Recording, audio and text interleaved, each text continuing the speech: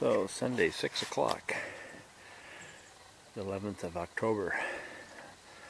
So this is all formed in, needs a little brush finish yet, but David said he was going to come by after dinner and finish it out. So we've got the light set up.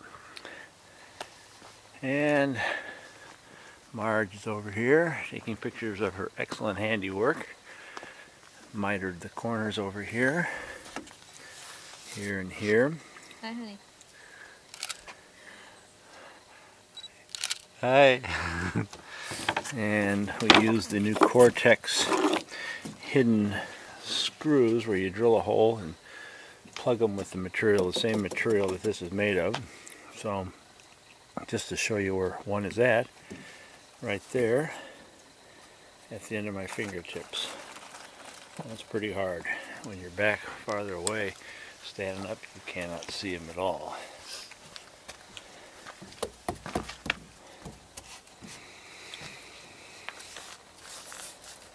And the screws are much stouter too. They really hold down.